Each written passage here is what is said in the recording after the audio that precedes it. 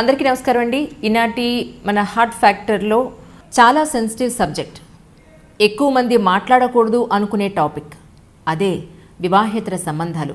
ఇది తప్పో రైటో అని తేల్చడం కాదు, కష్టంగా ఉన్నా అర్థం చేసుకోవాల్సిన విషయం ఇది. పెళ్ళైన తర్వాత ఎలాంటి సంబంధమైనా అది వివాహేతర సంబంధంగా లెక్కగట్టి తప్పుగట్టి నిందించే వాళ్ళే ఎక్కువ. చివరకు మీడియా కూడా వివాహేతర సంబంధం అంటూ ముద్ర వేసిందంటే అదేదో బూతు అనుకునే వాళ్లే ఎక్కువ. ఇంతకుముందు గ్రీడెన్ అనే పోర్టల్ వివాహేతర సంబంధాల మీద ఒక సర్వే చేసింది. ఈ పోర్టల్లో 10 లక్షలకు పైగా మహిళలే సబ్స్క్రైబర్స్. ఈ సర్వే ప్రకారం వివాహేతర సంబంధాల్లో ఉన్నవాళ్లలో 48% మందికి పిల్లలున్నారు. లైంగికంగా అసంతృప్తే కారణంగా చెబుతున్నారు. అలాంటి సంబంధాలు బయటపడినప్పుడు మగాళ్ళకైతే ఒకలా, ఆడవాళ్లకైతే ఒకలా ట్రీట్ చేస్తూ ఉంటారు.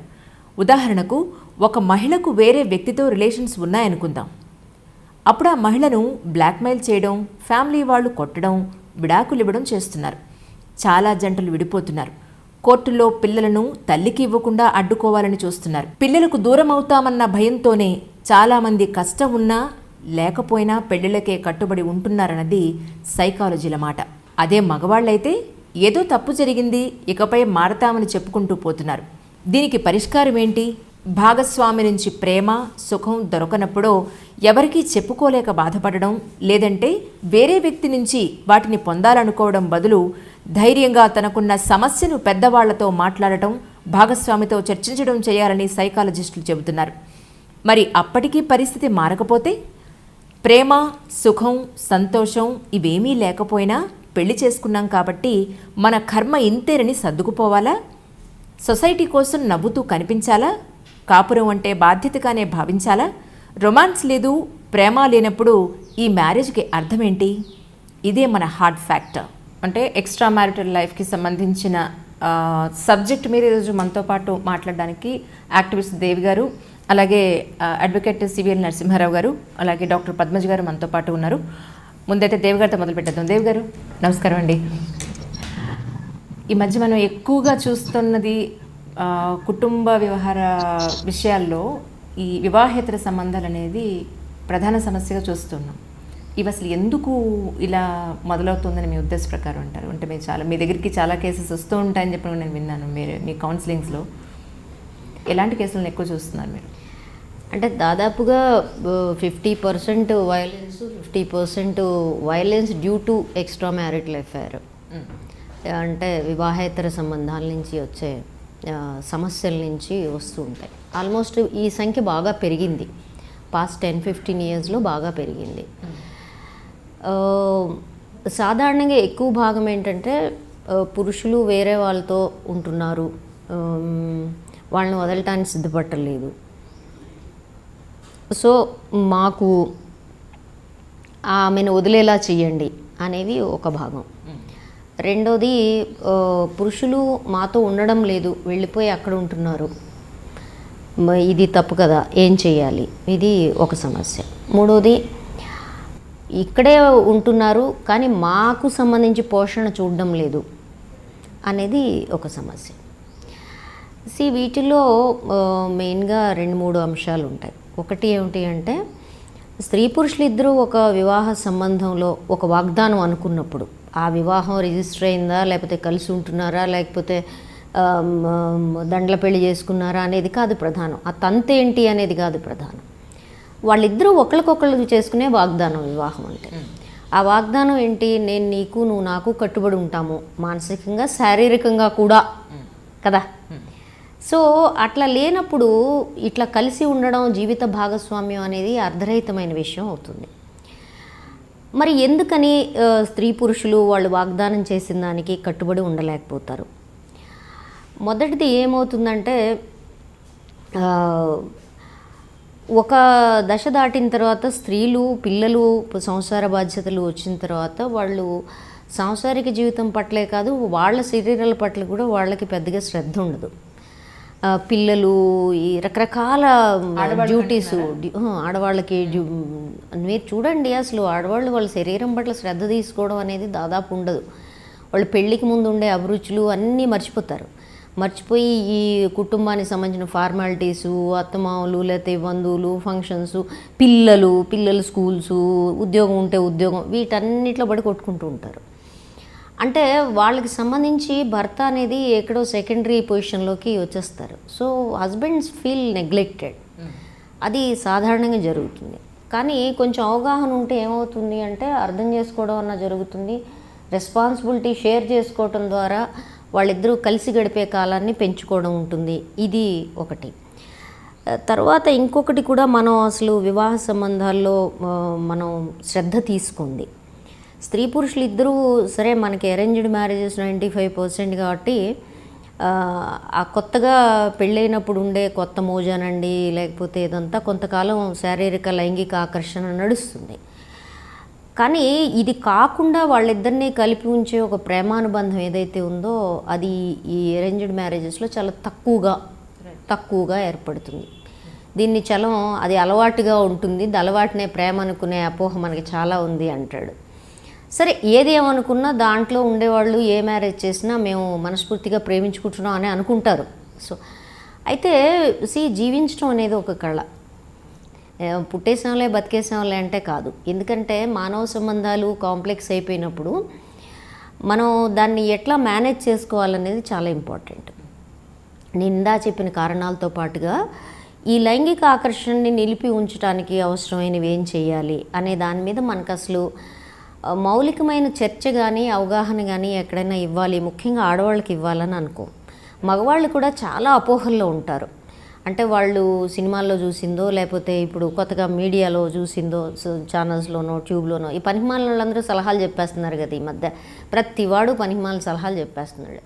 సో అలాంటివన్నీ చూసేసుకుని ఎక్కడో నెగ్లిజెన్స్కి గురవడం వల్ల, ఒక కొత్తదనం కోసం తపన వల్లనో కొత్త ఆకర్షణలు అనేవి ఏర్పడతాయి. అంటే కొత్త ఆకర్షణలు ఏర్పడకూడదా అంటే అది మానవ సహజమైన విషయం. స్త్రీలకైనా పురుషులకైనా కొత్త ఆకర్షణలు ఏర్పడవండి. ఒకసారి ఇట కట్టింది ముడేసిన తర్వాత ఈ ముడి అసలు అటు ఇటు కదలదండి అంటే అది మానవ నైజం కాదు. కరెక్ట్. సో ఆ తర్వాత ఏర్పడ్డాయి అనుకోండి. మనకు ఆకర్షణలు ఏర్పడినంత మాత్రాన అందరం వాటి మీద యాక్ట్ చేసాం. నాకు ఫలానా వాడు నచ్చాడు, బాహుబలిలో వాడు నచ్చాడు కాబట్టి వాడితో వెళ్ళిపోతానంటే నడవదు కదా. We have some limitations. ఈ ఆకర్షణలు తాత్కాలికమో శాశ్వతం తేల్చుకోవాలి, దానికి అవసరమైన పరిస్థితులు అనుకూలంగా ఉండాలి, ఇవన్నీ ఉంటాయి. వీటిల్లో మగవాళ్ళకి అనుకూలించినంతగా పరిస్థితులు ఆడవాళ్ళకి ఉండవు. ఎందుకంటే పిల్లలు ఉంటారు, ఆమె జీవితం అనేక విషయాలతో సరౌండ్ అయ్యి ఉంటుంది. మగవాళ్ళకి ఎక్కువ అవకాశాలు ఉంటాయి బయట తిరగడానికి కానీ ఇలాంటివి ఏర్పరచుకోవడానికి.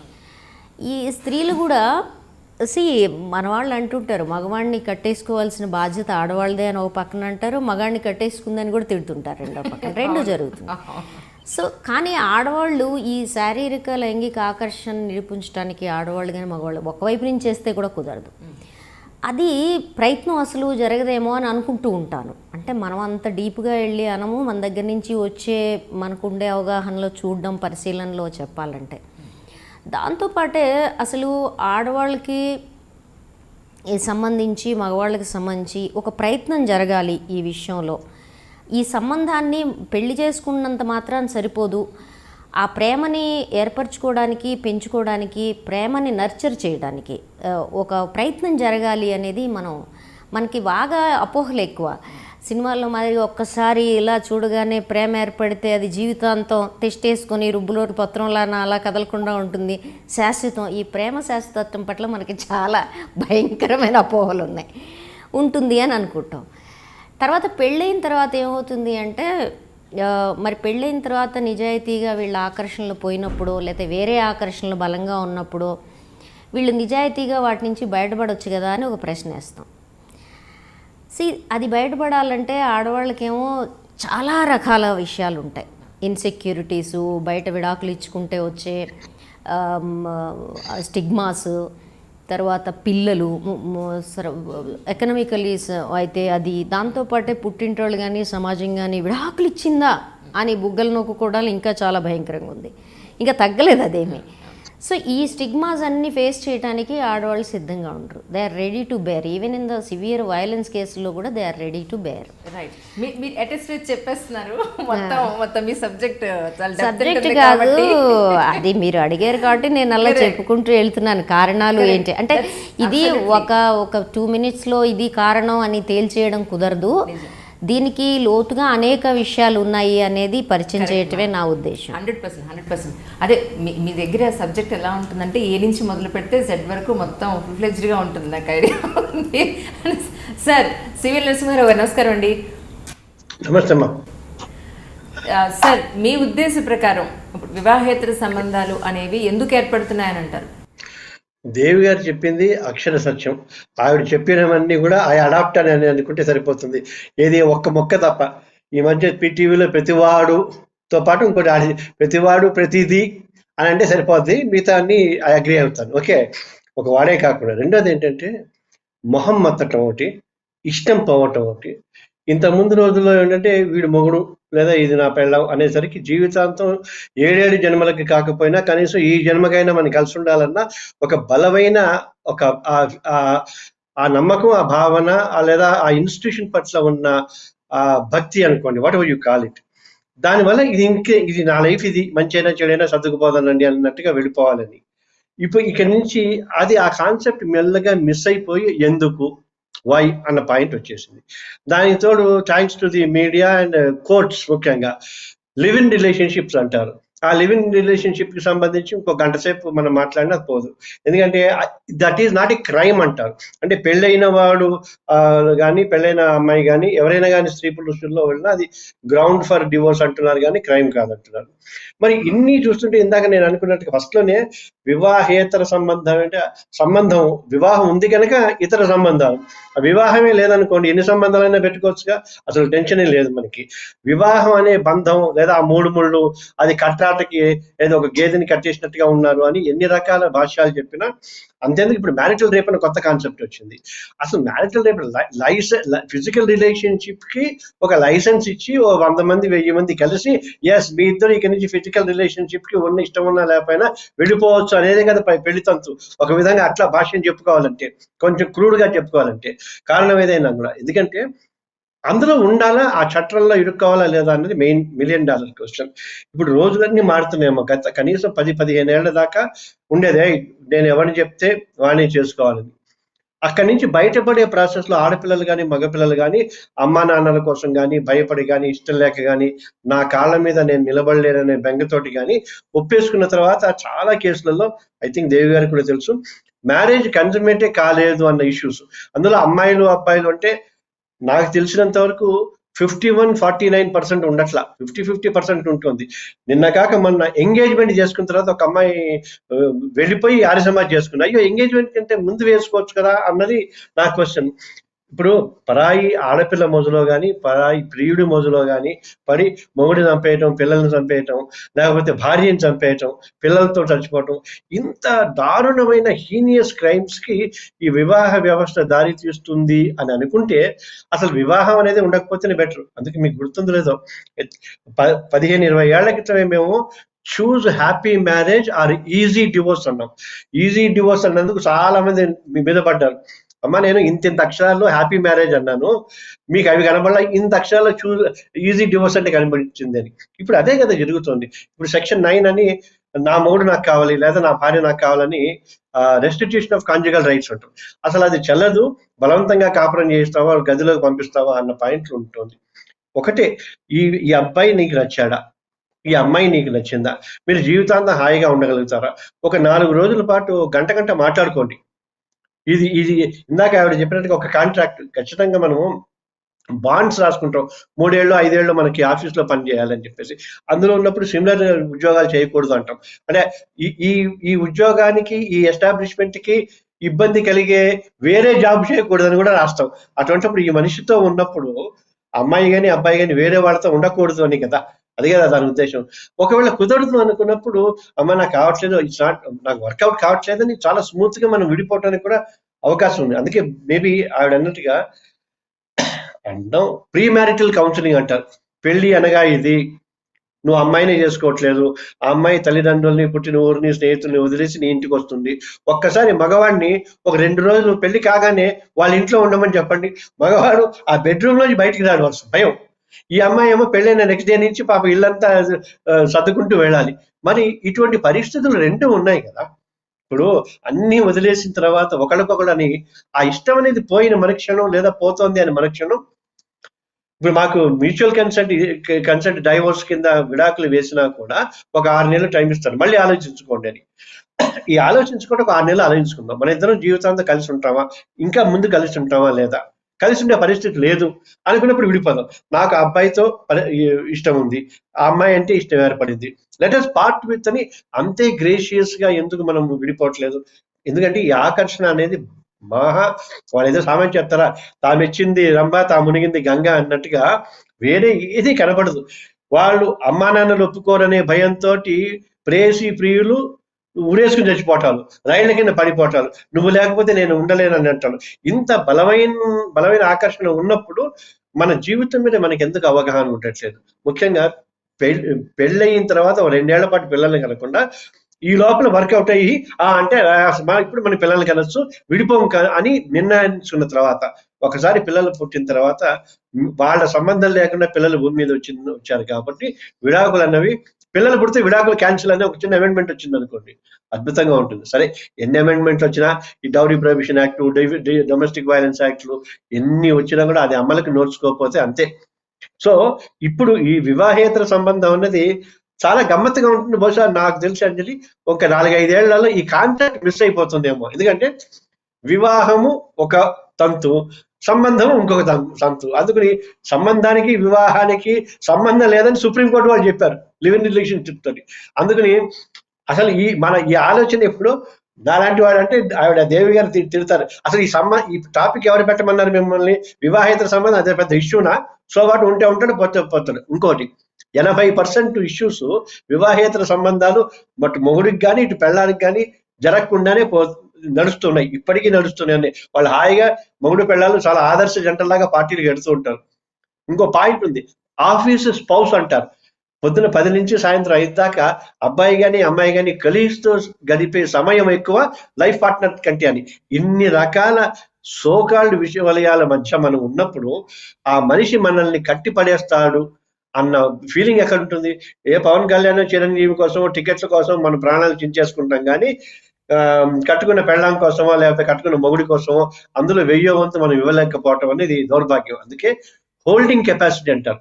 మన లైఫ్ పార్ట్నర్ ని మనం ఎంతకాలం మనతో పాటు హోల్డింగ్ అంటే బెంగెట్టుకుని లేదా గిరి గీసుకుని భయపెట్టి బెదిరించి ఫోర్స్ చేసి కాకుండా ఇష్టంగా నాకు ఈ అమ్మాయితో కాసేపు ఉండాలి, లేకపోతే నాకు ఈ అబ్బాయితో ఇంకాసేపు ఉండాలి, అయ్యో అప్పుడే వెళ్ళిపోతున్నారా అనేలాగా ఉంటే అద్భుతంగా ఉంటుంది. అందుకోసమే వివాహ వ్యవస్థని అద్భుతమైన ఇష్యూ పెట్టారు. సరే, అన్ని రకరకాలుగా ఉంటున్నాయి. ఆ వివాహాలు సరిగ్గా జరుగుతున్నాయా, నీకు ఇష్టమా అని అడుగుతున్నారా? పెళ్లి చూపులో 1/2 గంట సేపు చూసి వాడు బాగున్నాడు, శాలరీ బాగుంది, అమ్మాయి కట్నం బాగుంది, భూమి ఉంది, నగలు ఉన్నాయి, ఇవన్నీ చూస్తున్నారు తప్ప నేను can I live with this boy, can I live with this girl అని హాయిగా ఎందుకు అడగలేకపోతున్నారు అన్న $1 million క్వశ్చన్. అందుకే నాకు తెలిసినంత వరకు ప్రీ మ్యారిటల్ కౌన్సిలింగ్ అన్నది, పెళ్లి అనగా ఇది, ఈ కాంట్రాక్ట్ ఇలా ఉంటుంది, this is life time contract, ఈ కాంట్రాక్ట్ ని బ్రీచ్ చేయలేవు. విడాకులని కోర్టులో కాన్సెప్ట్ ఉన్నా నువ్వు ముందే కనుక్కో పర్ఫెక్ట్ గా అన్ని, నాకు జీతం ఉంటుందా, ఫ్యూచర్ ఉంటుందా, వీడు బాగుంటాడా, వీడికి బట్టతల రాదా, రేపు పొద్దున జుట్టు ఊడిపోదా, లేదా ఇంత పెద్ద బొర్ర వేసుకోడా, అలాగే అమ్మాయి పొద్దున్న లేచి నేను పెళ్లి చూపులో ఉన్నట్టు కాకుండా పొద్దున్న లేవని అదేదో మల్లాది వెంకటకృష్ణమూర్తి ఎవరో కథ రాశాను, పొద్దున్నే ఆ నైటీ తోటో పాచిమోహన్ తోటో ఉంటే అమ్మో ఇటువంటి అమ్మాయినా నేను చేసుకున్నాను బెంగెట్టుకుని విడాకుల కోసం వెళ్ళిపోకుండా, ఇవేమీ లేకుండా మనిషిని మనిషిగా ప్రేమించే ఉన్నంత వరకు ప్రాబ్లం లేదు. ఒకవేళ వివాహేతర సంబంధం ఉంది అనుకుంటే అదే కారణం, సారీ యార్ నువ్వు నాకు నచ్చట్లా, మీరు నాకు నచ్చట్లా, మనం let us part with like friends. పిల్లలు ఉంటే వాళ్ళని ఒకడు నువ్వు ఒకడు నేను, ఒకడే ఉంటే 3 రోజులు నువ్వు 4 రోజులు నేను అని హాయిగా ఉంటే ఎంత బాగుంటుందో. That is my opinion. Doctor Padmaja గారు నమస్కారం అండి. మీరు ఎంతోమంది కౌన్సిలింగ్ ఇచ్చుంటారు. యాక్చువల్లీ ఈ వివాహేతర సంబంధాల్లో మరి ఎలాంటి కేసులను చూస్తున్నారు, అసలు ఎందుకు వస్తుంది అని అంటున్నారు? ఒకసారి వివాహేతర సంబంధాలు ఏర్పడ్డ తర్వాత అసలు భార్యాభర్తలు ఇద్దరూ కలిసి ఉండే అవకాశం ఉందంటారా మీ ఉద్దేశ ప్రకారం? చాలా సెన్సిటివ్ టాపిక్ తీసుకున్నారమ్మా. సార్ ఇప్పటిదాకా చెప్పినట్టుగా అసలు ఈ టాపిక్ తీసుకోవడం అనేది ముందు చాలా సాహసం మీరు. మొట్టమొదటిది ఎందుకంటే మీరు నేను ఎవరు కూడా అప్రిషియేట్ చేయండి. తర్వాత సోషల్ డిజైరబిలిటీ లెక్కను చూస్తే పాటించే వాళ్ళు కూడా తప్పనే చెప్తారు. మీకు ఎవరు కూడా ఇది ఒప్పండి అని అనేవాళ్ళు చాలా తక్కువ మంది ఉంటారు నిజాయితీగా చెప్పాలంటే. ఎందుకంటే ఆ టాపిక్ అట్లాంటిది, అది సెన్సిటివ్. తర్వాత సోషల్ డిజైరబిలిటీ కాంపోనెంట్ చాలా ఎక్కువ ఉంటుంది కాబట్టి అందరూ మీకు దానికి వ్యతిరేకమనే చెప్తారు. ఇకపోతే కేసెస్ అంటారా, మీకు తెలుసు నేను టీచింగ్ లైన్లో ఉన్నాను. మామూలుగా నాకు వచ్చేవి ఎక్కువ భాగం ఫోన్లలో మాట్లాడేవి వస్తాయి. మనం మొట్టమొదటగా ఇందాక దేవి గారు చెప్పారు ప్రీ మ్యారిటల్ కౌన్సిలింగ్ అని, తర్వాత సార్ చెప్పారు ఇప్పుడు మానవ సంబంధాల గురించి, మనిషికి మనిషికి ఉండాల్సినటువంటి అనుబంధాన్ని బంధాన్ని గురించి. అసలు ఏ రిలేషన్షిప్ అయినా దానికి బేసిస్ ఏంటి? ట్రస్టే కదా. ఏ రిలేషన్షిప్ అయినా, అది ఫ్రెండ్షిప్ కానివ్వండి, ఒక కుటుంబ బాంధవ్యాలు కానివ్వండి, భార్యాభర్తల రిలేషన్షిప్ కానీ, తల్లిదండ్రుల పిల్లల మధ్య రిలేషన్షిప్ కానీ, దేనికైనా బేసిక్ ఫౌండేషన్ అసలు ట్రస్ట్. ఇప్పుడు మీరు చెప్తున్న మాట ఆ ట్రస్ట్నే దెబ్బకొడుతుంది కదా. ఎప్పుడైతే మనుషుల మధ్య విశ్వాసం, నమ్మకం, ఒకళ్ళ మీద పరస్పర విలువ, నమ్మకం, గౌరవం ఉండవో అట్లాంటప్పుడు అది ఆ ఫౌండేషనే వీక్ అయిపోయినట్టు కదా. ఇక ఆ తర్వాత అవసరం కొద్దీ కలిసి గడపడం అంటే, ఉదాహరణకి ఒక ఫైనాన్షియల్గా స్టేబుల్గా లేని స్త్రీ ఒకటి ఉంటుంది. భర్త ఎంత వివాహేతర సంబంధాలు పెట్టుకున్నాడన్నా ఆమెకి ఎంత అసహ్యంగా, చీదరగా, జుగుప్సగా ఉన్నా కానీ కేవలం పిల్లల కోసం అని చెప్పి ఉండాల్సి వస్తుంది అని చెప్తుంది. అలాగే భార్య విషయంలో కూడా అవి కూడా అన్కామన్ ఏమీ కాదు. మరీ సర్వసాధారణం కాకపోయినా అవి కూడా అసాధారణం అని కూడా నేను చెప్పను. భార్య ఇంకెవరితోనో సంబంధం పెట్టుకుంది అని తెలిసినా కానీ ఏదో మళ్ళీ అతను కూడా ఆ పిల్లల కోసమనో లేదా భవిష్యత్తు కోసమనో మరొక అవసరాల కోసం, అది ఏమవుతుందంటే ఆ రిలేషన్షిప్ మనిషికి మనిషికి ఉండే ట్రస్ట్ అనేటువంటి ఫౌండేషన్ వీకెన్ అయిపోయిన తర్వాత అవసరం కొద్దీ కలిసి గడపడము, ఒక కప్పు కింద, ఒక రూఫ్ కింద కలిసి గడపడము అవుతుందే తప్పితే అందులో ఇక అనుబంధం అన్న ప్రశ్న పెద్దగా ఉండదు. కేవలం దే ఆర్ టుగెదర్, కోహాబిటింగ్, ఇంకా కలిసి బతుకుతున్నారు అనేది అవుతుంది. సర్వసాధారణంగా అట్లా ఉంటుంది. అట్లీస్ట్ ఒకళ్ళు అందులో యాగనీకి గురవుతారు ఖచ్చితంగా. అంటే ఆ ఇద్దరిలో ఎవరో ఒకళ్ళు, ఎవరైతే వివాహేతర సంబంధం పెట్టుకున్నారో వాళ్ళ ఆలోచనలు వాళ్ళకు ఉండొచ్చు. ఎవరికైనా వాళ్ళ తర్కం వాళ్ళు మాట్లాడతారు కావచ్చు.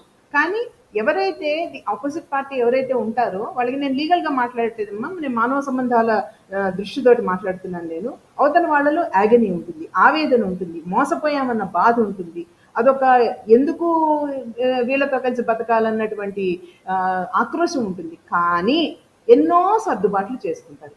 అసలు ఇవన్నీ ఎందుకు వస్తాయి? ఇందాక ఒక మౌలికమైనటువంటి ప్రశ్న ఒకటి అడిగారు సార్, అసలు ఎందుకు జరగాలి?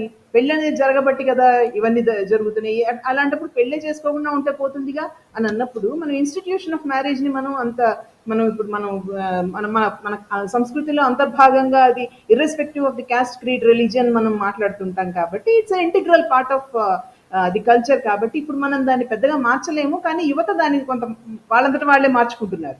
లైక్ కోహాబిటేషన్, లివ్ ఇన్ రిలేషన్షిప్స్, తర్వాత ఓరియంటేషన్స్ గురించి వాళ్ళలో స్పష్టత ఉంటుంది. ఇక మార్పుని ఎవరూ ఆపలేం. కానీ అంత మార్పులో కూడా ఇప్పుడు ఈ మనం కలిసి బతుకుదాము అని నిర్ణయాలు తీసుకున్న జంటల్లో కూడా వాళ్ళలో ఒకళ్ళు మళ్ళీ ఇలా వేరే సంబంధం పెట్టుకున్నప్పుడు, అంటే ఆ ఇద్దరి మధ్య ఉన్న అనుబంధం అలాగే కొనసాగుతుంది. అనుబంధం అనే మాట నేను ఉపయోగించవచ్చో లేదు, ఆ రిలేషన్షిప్ అలాగే కొనసాగుతూ ఉండగా మరొకరితో సంబంధం పెట్టినప్పుడు వాళ్ళకైనా అక్కడ వివాహం అన్న పేరు లేకపోయినా, quote and quote, even if they are not married couple, if they are cohabiting couple, still వాళ్ళ మధ్యలో కూడా ఆవేదన ఉంటుందమ్మా. వాళ్ళల్లో కూడా సైకలాజికల్ ఎఫెక్ట్ ఉంటుంది. వాళ్ళకి కూడా ఈ రిపర్కషన్స్ తగులుతాయి. వాళ్ళకి ఈ మంట తగులుతుంది. ఈ బాధ అనే మంట ఏదైతే ఉందో అది వాళ్ళని కూడా ఇబ్బంది పెడుతుంది. ఖచ్చితంగా ఇట్ విల్ బి పెయిన్ఫుల్. కాబట్టి ఒక మనిషి నమ్మకాన్ని దెబ్బతీయడం అనేది, అది వివాహం జరిగినా జరగకపోయినా, చివరికి ప్రేమికుల మధ్య కూడా ఎందుకమ్మా విడిపోతారు? ఎన్నో ఏళ్ళు ప్రేమించుకున్న వాళ్ళు కూడా ఎందుకు విడిపోతారు? This is one of the reasons. అంటే అక్కడ లాయల్టీ లేకపోవడం, విశ్వాసాన్ని నిలబెట్టుకోలేకపోవడం, కమిట్మెంట్ లేకపోవడం. ఇవన్నీ ఎప్పుడు వస్తాయి? మనిషికి అనుబంధాల మీద కానీ, గాఢత, విశ్వసనీయత యొక్క గాఢత మీద పెద్దగా నమ్మకం లేనప్పుడు వస్తాయి. లేదు వాళ్ళు అవసరాల్ని ఈ మౌలికమైనటువంటి ఈ సూత్రాలు ఏవైతే మనం ఆచరణీయమైన కొన్ని సూత్రాలు ఏవైతే మనం నమ్మిన విలువలు అవి ఏవైతే ఉంటాయో వాటికి వాళ్ళ అవసరాల కొద్దీ కానీ వాళ్ళ కారణాల వల్ల కానీ వాళ్ళు వ్యతిరేకంగా వెళ్ళినప్పుడు వస్తాయి. సో రకరకాల సమస్యలు ఉన్నాయి. విడిపోలేక కలిసి బతికే వాళ్ళు ఉంటారు. విడిపోయే అవకాశం ఉన్నా కానీ పిల్లల భవిష్యత్తు ఫైనాన్షియల్గా మరొక రకంగానో ఎఫెక్ట్ అవుతుందని, తర్వాత వాళ్ళ భవిష్యత్తుకి ఆల్ సెడ్ అండ్ డన్ మీరు ఇందాక సార్ అన్నట్టు విడాకులు పిల్లలుంటే విడాకులు తీసుకోవడానికి వీల్లేదు అనే సూత్రం ఒకటి ఉందనుకోండి, వాళ్ళిద్దరూ ఎంత కొట్టుకున్నా వాళ్ళిద్దరికీ ఎన్ని కాన్ఫ్లిక్ట్స్ ఉన్నా కానీ ఆ పిల్లలు కనీసం ఫాదర్లెస్ అనో మదర్లెస్ అనో అన్న పేరు లేకుండా వాళ్ళు బతకగలుగుతారేమో. కానీ let me also be very clear about it, ఇంట్లో నిరంతరం సంఘర్షణల మధ్య బతికే పిల్లల కంటే కూడా వాళ్ళకి వాళ్ళు విడిపోయి ఆ తల్లిదండ్రులు విడిపోయి పిల్లల్ని కనీసం ప్రశాంతంగా బతకనివ్వగలిగితే అది కూడా మేలు చేసిన వాళ్ళే అవుతారు. ఆ రకంగా కూడా వాళ్ళు పిల్లలకి మేలు చేసిన వాళ్ళే అవుతారు. సో ఇందులో సఫరర్స్ ఏంటంటే either one of them, A and B మధ్యలో వన్ ఆఫ్ దెమ్ డెఫినెట్గా సఫర్ అవుతారు. పిల్లలు కూడా సఫర్ అయ్యే అవకాశం చాలా. ఒక రకంగా వీళ్ళల్లో కొంతమందికి అది ట్రామా అవుతుంది, తీవ్రమైన ఘాతం అవుతుంది. అది దాని తాలూకు సైకలాజికల్ ఎఫెక్ట్ మనం మాటల్లో ఊరికే పైన ఒక టిప్ ఆఫ్ ది ఐస్బర్గ్ లాగా మనం చెప్పే అవకాశం ఉండదు. అది చాలా తీవ్రంగా ఉంటుంది, లోతుగా ఉంటుంది ఆ గాయం. సో దానికంటే కూడా అసలు హెల్దీ మ్యారేజ్ గురించి చెప్తుంటాం కదా మనం, హెల్దీ మ్యారేజ్ గురించి మాట్లాడుకోవడం మంచిదేమో. హెల్దీ మ్యారేజ్కి మూల స్తంభాలు ఏంటి, ఏం చేస్తే హెల్దీ మ్యారేజ్ అవుతుంది, కనీసం ప్రయత్నాలు ఏం చేయొచ్చు అనేది అక్కడ ఇందాక దేవి గారు చెప్పినట్టు pre marital counselling is very important. ఈ రోజుల్లో మన కల్చర్లో అక్కర్లేదండి, అమ్మమ్మలు తాతయ్యలు చెప్తారు, అత్తలు మామలు చెప్తారు, ఇంట్లో పెద్దవాళ్ళు చెప్తారు. ఆ రోజులు పోయినాయి కదా. ఆ రోజులు ఇప్పుడు అంత స్నేహం లేదు కదా, అంత అనుబంధాలు లేవు కదా. ఇప్పుడు ఎవరికి వాళ్ళే నా ఆటానమీ ముఖ్యమని అనుకుంటున్న రోజులు. ఇందా చెప్పినట్టు మార్పు సహజం, దాన్ని మనం ఆపలేం. ప్రస్తుతం వర్తమాన పరిస్థితుల్లో ఈ మార్పు నిజం, అది వాస్తవం. అట్లాంటప్పుడు marital counselling, pre marital counselling, అంటే జరిగిపోయిన తర్వాత వేదనలకు గురయ్యే బదులు ముందే ఆలోచించుకొని ఇక్కడ కంపాటిబిలిటీకి ఎంతవరకు స్కోప్ ఉంది అనేది. ఇప్పుడు అరేంజ్ మ్యారేజెస్లో కనుక చెప్తామే, పెద్దవాళ్ళు అన్ని చాలా వరకు ఫ్యామిలీ వాళ్ళ బ్యాక్గ్రౌండ్లో అవన్నీ చెక్ చేస్తారు అని అనుకుంటారు కదా. అట్లాగే ప్రీ మ్యారిటల్ కౌన్సిలింగ్లో వీళ్ళిద్దరూ మాట్లాడుకోవచ్చు ఎంతవరకు నిజాయితీగా ఉంటాయి. అక్కడ కూడా నిజాయితీ ముఖ్యమేగా, అక్కడ కూడా నిజాయితీ ముఖ్యమే కదా. సో నిజాయితీగా మాట్లాడుకోగలిగితే. సో మామూలుగా ఏమవుతుందంటే కేవలం జంటలు విడిపోవడము అనేది కేవలం వివాహేతర సంబంధాల వల్లనే కాదు, ఆలోచనల స్థాయిలో కూడా కొన్ని ఉంటాయి. ఆచరణల స్థాయిలోనే కాదు, ఆలోచనల స్థాయిలోనూ కూడా కొన్ని ఉంటాయి. అవతలి వ్యక్తిని నమ్మకపోవడము. అలాగే కొన్నిసార్లు ఏమవుతుందంటే నిజంగా ఇంకెవరితోనో వ్యవహారం పెట్టుకున్నా పెట్టుకోకపోయినా భార్యని కానీ లేదా భర్తని కానీ కొన్ని సందర్భాల్లో మానసికంగా చాలా వేదనకు గురి చేయడం, కొన్ని అసభ్యకరమైనటువంటి మాటలు కానీ లేదా ప్రస్తావనలు కానీ చేసి వీళ్ళని తక్కువ చేసి ఇవన్నీ కూడా బాధకు గురి చేసేదన్నమాట. వీటి వల్ల ఏమవుతాయి అంటే సంఘర్షణలు వస్తాయి, కాన్ఫ్లిక్ట్స్ ఉంటాయి ఫ్యామిలీస్లో. తర్వాత ఈ కంపారిజన్స్ వస్తాయి, రకరకాల కంపారిజన్స్ ఉంటాయి. తర్వాత ఒకళ్ళంటే ఒకళ్ళకి చిన్న చూపు, చీదరింపు, ఒక రకమైన హేయమైన భావము, జుగుప్స ఇలాంటివి ఉంటాయి. ఇలాంటి సైకలాజికల్ స్టేట్ గనక వచ్చినప్పుడు అప్పుడు ఏమవుతుంది, అనుమానం అనండి, లేకపోతే అవతల వ్యక్తి ప్రవర్తన దానికి దోహదం చేసిందనండి, ఏమైనా కారణం కానివ్వండి, ఎప్పుడైతే భార్య భర్త మధ్య మూడో వ్యక్తి ఎవరైనా కానీ, అది ఎవరైనా, మరీ ముఖ్యంగా మీరు మీ టాపిక్ వివాహేతర సంబంధం కాబట్టి ఇంకో స్త్రీనో పురుషుడో ఆలోచన రూపంలో కానీ ఆచరణ రూపంలో కానీ మూడో వ్యక్తి వచ్చినప్పుడు అందులో ఎవరికైతే బాధ కలిగిందో, ఎవరైతే అవతల వ్యక్తిని వాళ్ళిద్దరి మధ్య సంఘర్షణలు తలెత్తినప్పుడు ఒకళ్ళు డిఫెన్సివ్ అయిపోయారనుకోండి. డిఫెన్సివ్ అయినప్పుడు అసలే నమ్మకం లేక ఇంకా దీన్ని మసిపూసి మారేడుకాయ చేస్తున్నారు అన్న ఆలోచన కలిగినప్పుడు అది ఆ ఘాతం ఏదైతే ఉందో అది తీవ్రతరం అవుతుంది, కానీ అది తగ్గేది లేదు. అలాంటప్పుడు ఓపెన్నెస్, ట్రాన్స్పరెన్సీ ఎక్కడొస్తుంది చెప్పండి, అసలు ప్రాబ్లం మొత్తం ఎక్కడొస్తుంది చెప్పండి. ఆల్ సెట్ ఏంటని ఇందాక వీళ్ళు నా ముందు మాట్లాడిన ఎక్స్పర్ట్స్ వక్తలిద్దరూ ప్రస్తావించినట్టుగా కమ్యూనికేషన్, సరైన కమ్యూనికేషన్, ఓపెన్ ట్రాన్స్పరెంట్ కమ్యూనికేషన్, పారదర్శకత, మానవ సంబంధాల్లో పారదర్శకత, నిజాయితీ, ఇలాంటివన్నీ విలువలన్నీ పక్కకి వెళ్ళిపోయినప్పుడు సమస్యలు వస్తాయి, సందేహాలు ఉంటాయి, సమస్యలు వస్తాయి. దానికి సరైన సమాధానం అవతల నుంచి రానప్పుడో, లేదా ఒకవేళ సమాధానం వచ్చినా వీళ్ళు నమ్మడానికి వినడానికి సంసిద్ధత లేనప్పుడు మెంటల్ సెట్ కూడా ఉంటుంది కదా. మన పర్సెప్షన్ని బట్టి ఉంటుంది, మన దృక్కోణాన్ని బట్టి కూడా ఉంటుంది. కొన్నిసార్లు అవతల వ్యక్తి సమాధానం చెప్పడానికి సంసిద్ధత చూపించినా వీళ్ళు వినకపోవడం, లేదు మేము సమాధానం చెప్పినా నువ్వు వినట్లేదు అని అవతల వ్యక్తి వీళ్ళని బులియింగ్ కదా, అది బులియింగ్ చేయడము, ఇలాంటివి జరగచ్చు.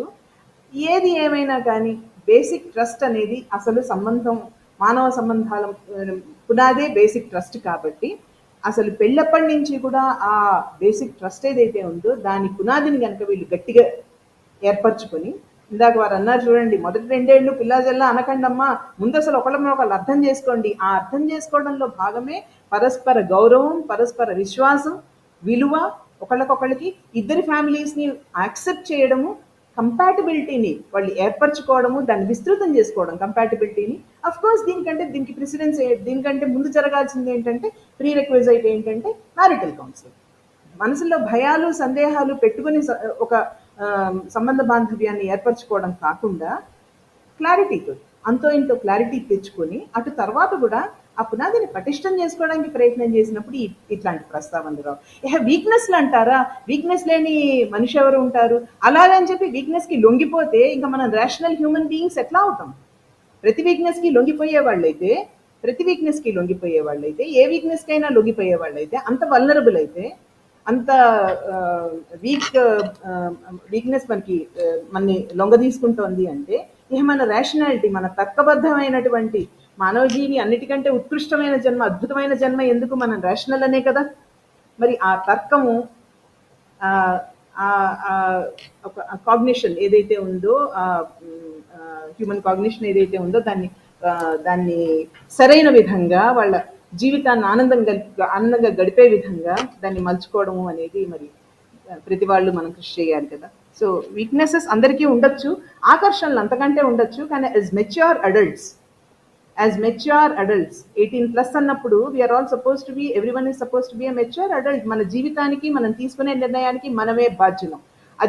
అది ఏ కర్మ అయినా సరే, అది ఏ యాక్షన్ అయినా సరే, మన కర్మలకి మనమే బాధ్యులం. ఎందుకంటే సంజ్ఞానాత్మకమైనటువంటి ఆ వివేకం ఏదైతే ఉందో మనకి, అది మనం ఉపయోగించుకుంటాం కదా, మనం తర్కాన్ని ఉపయోగించుకుంటాం కదా. ఇది ఎంతవరకు మనకు ఉపయోగపడుతుంది, మన దీనికి కాన్సిక్వెన్సెస్ ఏంటి, దీని అవుట్కమ్స్ ఏంటి, దీని పర్యవసానాలు ఎట్లా ఉంటాయి అనేది ఆలోచించగలిగే మహోన్నతమైనటువంటి మానవ జన్మ మనది. కాబట్టి మన యాక్షన్స్కి మనమే రెస్పాన్సిబుల్, కాబట్టి దాని కాన్సిక్వెన్సెస్కి కూడా మనమే రెస్పాన్సిబుల్ అనేది మనం తర్కబద్ధంగా ఆలోచించుకున్నప్పుడు, ఇది నాకు వీక్నెస్ అండి, ఒక వీక్నెస్కి లొంగిపోయానండి అని మనం అనుకుంటే దాని తాలూకు పర్యవసానాన్ని కూడా మరి వాళ్ళే అనుభవించాల్సి వస్తుంది, తప్పదు. కానీ నా పర్యవసానాన్ని నేను ఒక్కడనే అనుభవిస్తాను అని చెప్పలేరుగా, కుటుంబం మొత్తం దానికి భరించాల్సి వస్తుంది కదా, ఒకళ్ళ బలహీనతకి. సో ఇలాంటివి కొన్ని బేసిక్ హ్యూమన్ వాల్యూస్ ఏవైతే ఉన్నాయో, I think we have to pay attention to that. ఒక్కసారి భార్య మీద భర్తకి కానీ, భర్త మీద భార్యకి కానీ వాళ్ళకి ఏదైనా వివాహేతర సంబంధం ఉంది అని అనుమానం వచ్చిన తర్వాత, వాళ్ళ మధ్య గొడవలు స్టార్ట్ అయిన తర్వాత, ఆ వాతావరణం ఇంట్లో ఏర్పడిన తర్వాత, అలాంటి కపుల్కి మీరు ఏం చెప్తారు? యాక్చువల్లీ మొదటి విషయం, అసలు అలాంటి అనుమానం ఏర్పడడం, అనుమానం కరెక్టా కాదా అనేది ఒక ప్రశ్న. సాధారణంగా ఇలాంటి సంబంధాలు spouse is the last to know, అంటే చివరిగా తెలిసేది భార్యకో భర్తకో అయి ఉంటుంది. తెలిసిన తర్వాత దాంట్లో కుటుంబము సమాజము కూడా చాలా కీలకమైన పాత్ర పోషిస్తాయి. ఇప్పుడు కొంతవరకు పర్వాలేదు, కానీ చాలా ఎక్కువ సందర్భాల్లో ఇప్పుడు కూడా స్త్రీలు వివాహేతర సంబంధం పెట్టుకున్నప్పుడు ఆ కుటుంబం కానీ సమాజం కానీ టాలరేట్ చేయడం చాలా తక్కువగా ఉంటుంది. అలాంటి సంబంధం పెట్టుకున్న స్త్రీని పుట్టింటి వాళ్ళు కూడా ఎట్టి పరిస్థితుల్లో టాలరేట్ చేయరు. రెండోది, కొన్ని కుటుంబాల్లో అంటే కొంతమంది స్త్రీ పురుషుల్లో స్త్రీ అలా వ్యవహరించినప్పటికీ సర్దుకుపోయిన కేసులు కూడా నాకు తెలుసు. అంటే మగవాడు చేస్తే సర్దుకుపోవడం లేదా, నేను కూడా సర్దుకుపోతాను అన్నవాళ్ళు కూడా ఉన్నారు. ఇట్స్ నాట్, అది అరుదైన విషయం ఏమీ కాదు. రెండవది, పురుషులు ఎక్కువగా పెట్టుకున్న ఈ సంబంధాల్లో అది కుటుంబంలోకి వచ్చిన తర్వాత, అది బయటకు వచ్చిన తర్వాత, మన మ్యారేజ్ లీగలైజేషన్ అనేది ఇప్పుడు ఒక స్త్రీ ఒక పురుషుడు కలిసి ఉండడంలో it's a social unit and also an economic unit. ఈ ఎకనామిక్ యూనిట్ అనేది చాలా కీలకమైంది. ఎందుకని అంటే ఆ స్త్రీకి, లేకపోతే ఎక్కువగా మనకి ఆధారపడిన స్త్రీలే, ముఖ్యంగా మిడిల్ క్లాస్లో ఎంప్లాయబిలిటీ అనేది ఇప్పుడు మనకి నేషనల్ ఎంప్లాయబిలిటీ స్త్రీలది 10.6, అంటే దాదాపుగా 90% మంది ఆధారపడి ఉంటారు. ఈ ఆధారపడటంలో ఆస్తులు లేకపోవడమా, ఇచ్చిన కట్నం వాళ్ళ పేరు మీద ఇవ్వడమా, ఇవి అనేక కారణాలు ఉంటాయి. వాటి జోలికి మనం ఎప్పుడన్నా మాట్లాడదాం. కానీ ఈ ఆధారపడటం ఉన్నప్పుడు ఏమవుతుందంటే ఫస్ట్ క్వశ్చన్, మాకు రావాల్సిన వనరులు అటు వెళ్తున్నాయి అనేదే ప్రధానమైన సమస్యగా ఉంటుంది. ఆ భయం కూడా అదే ఉంటుంది. పిల్లలు ఏమవుతారు, నేనేమవుతాను, వేరే స్త్రీతో సంబంధం పెట్టుకున్నాడు అనేది స్త్రీల మనసులో కూడా మగవాడు తప్పు చేస్తాడు, మగవాడికి ఇలాంటివి సహజం అనే ఫీలింగ్ ఎక్కడో చాలా బలంగా ఉంటుంది ఆడవాళ్ళలో కూడా. అంటే కైండ్ ఆఫ్ సామాజికమైన యాక్సెప్ట్ నుంచే మగవాడు ఇలా తిరుగుతాడు, అతను ఒక స్త్రీకే కట్టుబడి ఉండడం కొంచెం కష్టమైన విషయం అనే భావన, అంటే మగవాడు తిరక్క చెడ్డాడు అని ఏదైతే ఉందో దాని నుంచి నమ్ముతారు అనుకుంటాను. అందుకని ఏం చేస్తారంటే ఫస్ట్ ఆమెని తప్పుపడతారు, నా మొగుడు మంచివాడే. కానీ ఆడవాళ్ళకి ఇది భలే ఉంటుంది తెలుసా మీకు, నా మొగుడు మంచివాడే, ఈ హింసకు కారణం మా అత్తమామలే, లేకపోతే నా మొగుడు వేరే వాళ్ళ వైపు వెళ్ళడానికి ఆడవాళ్లే కారణం. నేను చాలాసార్లు చెప్తుంటాను, ప్రతిసారి ఇదే చెప్తాను, చెప్పి బోర్ వచ్చేసింది నాకు. ఏమిటి, నీ మొగుడు ఇంకొక వైపు చూశాడంటే నీ మొగుడు కన్ను సంగతి చూడమ్మా, ఇతని కళ్ళు ఎందుకు తిరుగుతున్నాయో చూడు. ఆడవాళ్ళు మగవాళ్ళు ఎక్కడైనా ఉంటారు ప్రపంచంలో, నీ కళ్ళు ఎందుకు తిరగట్లేదు, వాడి కళ్ళు ఎందుకు తిరుగుతున్నాయి. ఫస్ట్ నీ మొగుడిని సరి చేసుకో. నీ మొగుడు సరిగ్గా ఉంటే ఆడవాళ్ళు వచ్చి అతన్ని ఇంట్లోంచి లాక్కెళ్ళరు కదా, అతనే శ్రీకృష్ణ పరమాత్ముడు, రానాయన గోపికలు అని పెట్టుకెళ్ళరు కదా అని 1,00,000 సార్లు చెప్తూ ఉంటాం. కానీ మనకి మన ఆకర్షణ పోయింది, లేకపోతే నా భర్త నా పిల్లల తండ్రి ఇలాంటి వాడు అనుకోవడం కంటే కూడా ఎక్కడో నెపం వేసేస్తే కంఫర్టబుల్గా ఉంటుంది. రెండోది ఏంటంటే బహుశా ఇతనితోనే నేను గడపాలి కదా, నా పిల్లలకి నేనేం చెప్పాలి, ఏదో మీ నాన్న కొంచెం అమాయకుడురా, ఆ అమ్మాయి వగలాడి మోసేసింది అంటే హాయిగా ఉంటుంది. సో తప్పుని అట్లా సమర్థించుకోవడం ద్వారా తిరిగి తెచ్చుకునే ప్రయత్నం, నెపం ఇతని మీద మోపకుండా ఉండడం ద్వారా తిరిగి తెచ్చుకునే ప్రయత్నం చేస్తారు బాగా. సరే, ఈ సందర్భంలో కూడా చెప్తూ ఉంటాం, ఇప్పుడు ఎవరు వివాహేతర సంబంధం పెట్టుకున్నప్పటికీ పిల్లలు ఉన్నప్పుడు మీరు కలిసి ఉండడం మంచిది, ఇవి తాత్కాలికంగా ఉండొచ్చు పోవచ్చు అని చెప్పి చాలా స్పష్టంగానే చెప్తాం. అయితే ఇక్కడ ఒక అంశం ఉంది, అసలు మనం ఎందుకు ఏర్పడుతుంది అని మాట్లాడుకునేటప్పుడు మిడిల్ లైఫ్ క్రైసిస్ ఒకటి ఉంటుంది. పిల్లలు పుట్టిన తర్వాత సైకాలజీలో ఇది కూడా చెప్తారు, బహుశా పద్మజి గారు చెప్తారు, ఏమంటే నా స్త్రీయత్వాన్ని నా పురుషత్వాన్ని నిరూపించుకోవాల్సిన, అంటే నా పట్ల వేరే వాళ్ళు అట్రాక్ట్ అవుతున్నారా లేదా చూసుకోవాలనే కుతూహలం కూడా చాలా ఎక్కువగా ఉంటుంది ఒక సర్టన్ ఏజ్లో. మిడిల్ ఏజ్ క్రైసిస్ అంటారు రకరకాలుగా. సో దాని కొద్దీ స్టార్ట్ అయిన ఇట్లాంటి చిన్న చిన్న వ్యవహారాలు కొంచెం ముదిరి పాకాన పడడం వల్ల ఆ వెనక్కి ఎలా తగ్గాలో తెలియకపోవడం వల్ల కూడా ఇబ్బందులు చాలా భారీ ఎత్తున వస్తూ ఉంటాయి. తర్వాత ఏమవుతుంది, ఎకనామిక్ ఇష్యూస్ ఎంటర్ అవ్వడం. మనది లీగల్ మ్యారేజ్ అని మనం ఎందుకు అంటున్నాం అంటే, ఒక స్త్రీ ఒక పురుషుడు కలిసి ఉండి పిల్లల్ని ఇద్దరం పెంచుకుందాము, నీ డబ్బులతో నాకు పని లేదు, నా డబ్బులతో నీ ఆస్తిపాస్తులతో నాకు పని లేదు, పిల్లలకి ఇద్దరం ఇద్దాము, వాళ్ళిద్దరికీ ఆస్తులు అక్కర్లేదు కానీ మనం చక్కగా ఏంటవి మంచి చదువులు చెప్పిద్దాము, ఇలా అనుకుంటే అసలు తగాదాలు ఉండవు, కంఫర్టబుల్గా ఉండగలుగుతారు. అట్లా లేనప్పుడు ఏమవుతుంది, నువ్వు ఆస్తులు సంపాదించు, నేను ఆస్తులు సంపాదిస్తా, మనకి సీలింగ్ చట్టం వస్తే వెంటనే సీలింగ్ విడాకులని జరిగాయట చాలా మన చిన్నప్పుడు. అంటే బాగా భూములు ఉన్నవాళ్ళు భూములు కాపాడుకోవడం కోసం పెళ్ళానికి విడాకులు ఇచ్చి సగం భూమి ఆమెకి వెళ్ళిపోయిందని చెప్పటం, ఇట్లాంటి పనులు చేసేవాళ్ళు. అంటే వాళ్ళు విడిపోయారా నిజంగా అంటే కాదు. అట్లనే ఈ ప్రధానంగా లీగాలిటీ ఆఫ్ మ్యారేజ్ ప్రపంచంలో ఎక్కడైనా it is about property. So property ఉన్నంతకాలం వివాహేతర సంబంధాలు నడుస్తున్నప్పుడు అదంత ఈజీ కాదు, వదిలేసిపోవడం కానీ ఇది కానీ ఈజీ కాదు. ఎదురు వాళ్ళ మీద ఆరోపణలు పెట్టడంలో వాళ్ళిద్దరికీ మధ్య ఉండే ప్రేమానుబంధాల కంటే కూడా వాళ్ళ ఎకనామిక్ సెక్యూరిటీ అనేది కీలక పాత్ర పోషించడం నేను చూశాను కుటుంబాల్లో. నువ్వు పోతే పోయావులే, పిల్లలకి ఆస్తి రాసిపో, లేకపోతే మా పోషణకి ఏదన్నా ఇచ్చిపో, ఇలాంటివి కూడా చాలా ఎక్కువగా నడుస్తూ ఉంటాయి. సో మనం దీన్ని ఒక కాంప్లెక్స్గా ఉన్నప్పుడు అది కేవలం ఇద్దరు స్త్రీ పురుషులకు సంబంధించిన విషయంగానే చూడడం సాధ్యం కాదు. ఇంకోటి కూడా బయట ఆకర్షణలు ఇప్పుడు ఏమవుతుంది, చాలా సందర్భాల్లో మనం లైంగిక ఆకర్షణల గురించి మళ్ళీ మాట్లాడుకోవాలి. ఇప్పుడు మనం మన ఆడపిల్లల్ని అమాయకంగా పెంచడంలో మనకి చాలా గొప్ప ఆనందం ఉంటుంది. వీళ్ళకి ఏమీ తెలియకుండా ఉంటే వాళ్ళు చాలా పవిత్రంగా ఉన్నట్టు లెక్క. వాళ్ళకి ఏ రకమైన నాలెడ్జ్ ఉన్నా భర్తలు కూడా తట్టుకోలేరు. నీకు ఇంత నాలెడ్జ్ ఎక్కడి నుంచి వచ్చిందనే అనుమానం అక్కడే మొదలవుతుంది. కానీ భార్యలేమో అట్లా ఉండాలి, మొదట్లో ఆనందంగా ఉంటుంది. ఆ తర్వాతి కాలంలో ఆ ప్రయోగాలు చేయకపోవటం నుంచి, కొత్తదనం లేకపోవటం నుంచి వచ్చే ఫ్రస్ట్రేషను, అసంతృప్తి కూడా లైంగిక సంబంధాల్లో, స్త్రీ పురుష సంబంధాల్లో చోటు చేసుకుంటాయి. కొత్తదనం అనేది ఆ నవ్యత్వాన్ని నిలుపుకోవడం, చెప్పాను కదా, జీవించే కళలో అది చాలా ముఖ్యమైన విషయం.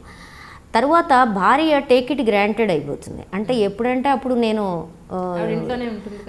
కాబట్టి ఇష్యూ ఏమీ ఉండదు. అంటే I can use as I like. ఇందాక మ్యారిటల్ రేప్ గురించి మాట్లాడారు. స్త్రీ తను పెళ్లి చేసుకుంటుంది అంటే దాని అర్థం ఎప్పుడు పడితే అప్పుడు నా ఇష్టం వచ్చినప్పుడల్లా, నీకు ఇష్టం లేకపోయినా, నీకు ఇబ్బందికరంగా ఉన్నా నేను ఏదైనా చేసుకోవచ్చు, బలవంతపు సంపర్కం చేయొచ్చు అనే భావన ఎక్కడి నుంచి వచ్చిందో నాకు తెలీదు. అది ఎట్లా లీగలైజ్ అవుతుందో కూడా నాకు తెలియదు. స్త్రీ పురుష సంబంధాలు ఒత్తిడి లేకుండా పరస్పర ఇష్టంతో కొనసాగడం అనేది ఒక ఆదర్శపరమైన విషయం. కనీసం అది లేకపోయినా హింస లేకుండా ఉండడం అనేది ఒక ఆదర్శం. అది ఆ హింస అనేది కేవలం కొట్టడానికో తిట్టడానికో కాదు, శారీరక సంబంధాలకు కూడా అప్లై అవుతుంది. కాబట్టి అంటే లైంగిక నాగరికత కూడా అవసరం మనకి. కేవలం మనం బయట నాగరికతే కాదు, కుటుంబ సంబంధాల్లో కూడా ఒక ప్రజాస్వామ్యం, ఒక నాగరికత అవసరం. ఈ నేపథ్యంలో ఇప్పుడు మనకేమవుతుంది, ఇప్పుడు ఓవర్ ఎక్స్పోజర్ ఆఫ్ మీడియాతో అసలు ఈ శారీరక సంబంధాలు అనేవి అసలు అవే ఒక పెద్ద అద్భుతమైన విషయాలుగాను, ఒక అద్భుతం అంటే జీవితంలో అనుభవించడానికి అది మాత్రమే ఉన్నట్టుగాను, తాగడమో, సంబంధం పెట్టుకోవడమో, ఆ లైంగిక సంబంధాల్లో ప్రయోగాలు చేయడమో, కొత్త రుచులు ఆస్వాదించడమో, కోట్ అన్కోట్, ఇలాంటి విషయాలన్నీ చాలా విచ్చలవిడిగా మన మీద వెల్లువెత్తుతున్నాయి. వెల్లువెత్తుతున్నప్పుడు ఏమవుతుంది అంటే, ఉన్న జీవితం ఒకటి, పునర్జన్మల సంగతి ఎంతమంది చెప్పినా ఎవరికి నమ్మకం ఉండదు పునర్జన్మ మీద. లేదు స్వర్గానికి పోయినాక అక్కడ రంభావు రోజులు ఉంటారంటే కూడా ఎవరు నమ్మరు, అక్కడ చేసుకోరా ప్రయోగాలంటే ఎవరు నమ్మరు.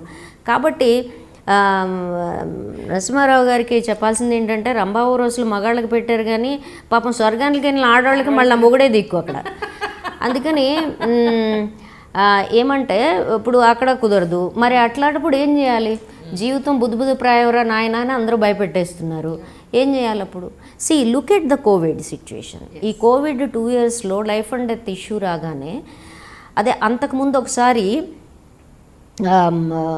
మనకి ట్విన్ టవర్స్ మీద దాడి జరిగిన తర్వాత ఈ 2 సందర్భాల్లో అమెరికన్స్ ఇంట్లో ఉండిపోయి they got into regular sexual affairs. ఏమంటే అది one kind of taking out your frustration or reaction to that, or నీ మీద దాడి చేయొచ్చు అనే దాని నుంచి వచ్చిన ఒక అవుట్లెట్. రకరకాల కారణాలు విశ్లేషించారు, బట్ దట్ హ్యాపెండ్. అట్లనే ఇప్పుడు కోవిడ్ సిచ్యుయేషన్లో చూడండి, అన్వాంటెడ్ ప్రెగ్నెన్సీస్, విపరీతమైన సెక్షువల్ హెరాస్మెంట్, సరే డొమెస్టిక్ వైలెన్స్ పక్కన పెడదాం. వై డిడ్ ఇట్ హ్యాపెన్ అంటే, ఇళ్లల్లో ఫ్రీక్వెంట్గా ఉండడం ఒకటే కారణం కాదు, జీవితం పట్ల నీకుండే ఒక ఇన్సెక్యూరిటీ, బుద్బుదప్రాయం, దీన్ని ఎట్లాగొట్లా అనుభవించేయాలి. దీన్ని ఎట్లాగొట్లా అనుభవించేయడంలో స్త్రీ పురుష సంబంధాలు చాలా కీలకంగా ఉంటాయి. దానికి నువ్వు కుటుంబంలో ఎంత అనుమతిస్తున్నావు అనేది కూడా నేను గమనించింది మన కుటుంబాల్లో.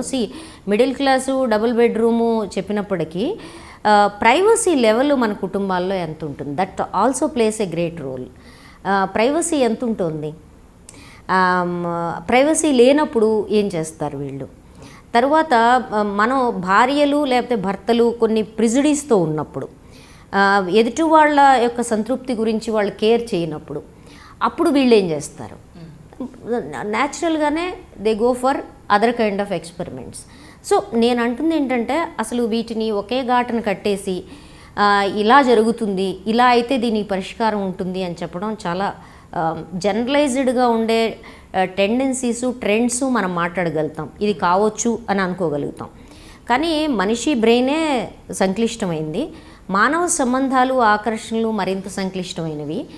ఈ నేపథ్యంలో ప్రతి కేసు ఏదైతే ఉంటుందో ఆ కేసుని దాని యొక్క కాంక్రీట్ రియాలిటీలోనే, దాని యొక్క నిర్దిష్ట పరిస్థితుల్లోనే చూసి మనం అనలైజ్ చేసి మాట్లాడగలుగుతాం. ఆ మాట్లాడడంలో కూడా స్త్రీ పురుష సంబంధాలు వాళ్ళు వివాహేతరంగా పెట్టుకున్నా, వివాహంలో పెట్టుకున్నా, టు మై ఫీలింగ్ ఏంటంటే వాళ్ళు వీలైనంత వరకు అభిప్రాయ భేదాలు ఏర్పడ్డట్టుగానే టెంపరీగా వివిధ ఆకర్షణలు ఏర్పడవచ్చు. బట్ నీ భర్తతో నీకు అది ఎకనామిక్ కావచ్చు, సోషల్ కావచ్చు, లేదా పిల్లలు కావచ్చు, అటువంటి అవసరాలు ఉన్నప్పుడు తప్పనిసరిగా యూ బెటర్ కాంప్రమైజ్. ఆ కాంప్రమైజ్ అనేది పురుషుల వైపు నుంచి కూడా చెప్తున్నాను, నేను స్త్రీలకు చెప్పట్ల. మనం సాధారణంగా మగాడు తిరుగుతాడులేమ్మా, ఆడాళ్ళు చూసి చూడనట్టు వదిలేయాలి, సర్దుకుపోవాలి, లేకపోతే ఇలా అంటలేదు నేను.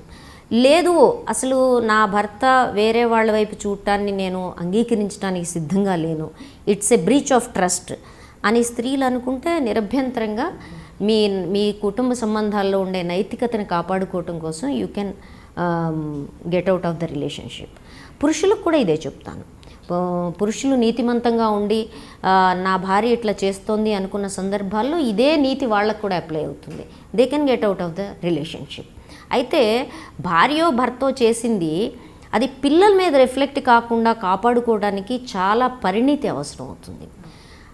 మనం చెప్పేయడం చాలా తేలిక, కానీ అసలు అట్లా అనకుండా ఉండగలుగుతామా? మీ నాన్న ఇట్లా చేయబట్టే, లేకపోతే మీ అమ్మ ఇట్లా చేయబట్టే, లేకపోతే మీ అమ్మ ఇట్లాంటిది కాబట్టి నువ్వు ఇట్లా, ఈ పదాలు రాకుండా మనం పిల్లల్ని మాట్లాడగలుగుతామా? అస్సలు మనకి ఆ రకమైన సెన్సిటివిటీ అనేది చాలా రేరెస్ట్ ఆఫ్ రేర్ కేసుల్లోనే నేను చూశాను. మనం చాలా ఈజీగా నోరు పారేసుకుంటాం, చాలా ఈజీగా ముద్రలు వేస్తాం. ముద్రలు వేయటం ద్వారా సమస్య ఒకటి, ఈ సమస్యని మరింత కోతిపుండు బ్రహ్మరాక్షస్ చేసే పనులు చాలా ఎక్కువగా చుట్టుపక్కల నుంచి జరుగుతుంటాయి. ఒకటి అండి, స్త్రీ పురుష సంబంధాల్లో గురజాడ గారి మధురవాణి అన్నట్టు నీతి ఉండాలి. ఆ నీతి ఏమిటి? ఆ నీతి ఏమిటి అంటే నువ్వు ఒకళ్ళకొకళ్ళు కట్టుబడతానని వాగ్దానం చేసుకున్నావు. ఈ వాగ్దానాన్ని ఎవరు భంగం చేసినప్పటికీ దాని మీద వాళ్ళు కాంప్రమైజ్ అవ్వాలా లేదా అనేది ఇది పూర్తిగా వ్యక్తిగతమైన విషయం. వాళ్ళు కాంప్రమైజ్ కానంత మాత్రాన వాళ్ళని నిందించాల్సిన అవసరం కూడా లేదు. వాళ్ళు కాంప్రమైజ్ కానంత మాత్రాన, వివాహేతర సంబంధం పెట్టుకున్నంత మాత్రాన వ్యక్తులుగా వాళ్ళు దుర్మార్గులు, నీచులు అయిపోతారని నేను అనుకోను. అది బలహీనత కావచ్చు, దాన్ని కంట్రోల్ చేసుకోలేనితనం కావచ్చు, లేకపోతే కంట్రోల్ చేసుకోవచ్చు, లేదు కావాలనుకుని పెట్టుకుని అనేక సందర్భాలు ఉంటాయి దాంట్లో. కాబట్టి నేను అదే చెప్తూ ఉంటాను. నేను పూర్తిగా ఏకీభవించే విషయం ఏంటి అంటే, సమాజంలో ఒక నీతి ఉంది. ఆ నీతి ఏమిటి? ఒక వివాహము, ఈ వివాహంలో స్త్రీ పురుషులు కట్టుబట్టము, పిల్లల్ని పెంచటము, ఎకనామిక్ యూనిట్గా ఉండడము, సోషల్ యూనిట్గా ఉండడము, ఇది వాళ్ళ మన సమాజానికి ఉన్న ఒక నీతి.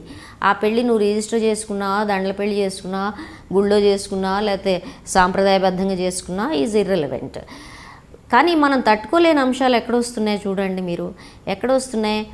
ఒక పురుషుడు వివాహేతర సంబంధం పెట్టుకొని వేరే స్త్రీతో పిల్లల కంటే ఆ బయలాజికల్ పిల్లలకి ఈక్వల్ ప్రాపర్టీ రైట్స్ వస్తాయనగానే దేశం గగ్గోలెత్తిపోయింది. ఎందుకని? It's about property. నువ్వు సంబంధం పెట్టుకోవటాన్ని ఒక డీవియేషన్ కింద, ఒక డైవర్షన్ కింద వదిలేయడానికి సిద్ధంగా ఉండవు. కానీ అదే పురుషుడు వెళ్ళి పిల్లల్ని కనగానే నువ్వు తట్టుకోవడానికి సిద్ధంగా లేవు. ఎందుకని? బికాజ్ ఇప్పుడు పిల్లలు చేసిన తప్పేం లేదు, ఆ తండ్రి లేకపోతే వేరే స్త్రీ చేసిన దానికి వాళ్ళకి పుట్టిన పిల్లలు తప్పేం లేదు. అందుకనే పూర్తిగా నాకు గుర్తుండి 2017లో 1917లో ప్రపంచ చరిత్రలో మొట్టమొదటిసారిగా ఒక చట్టం వచ్చింది సోవియట్ రష్యాలో. ఇది first of its kind of law. వాళ్ళని డాక్ట్రిన్స్ అంటారు. ఆ డాక్ట్రిన్లో వాళ్ళు రాసింది ఏంటంటే no child is an illegal child అంటారు. అంటే ఏ బిడ్డ అక్రమ సంతానం కాదు, బిడ్డలందరూ సక్రమమే, తల్లిదండ్రులు అక్రమం అవుతుంది వేరే.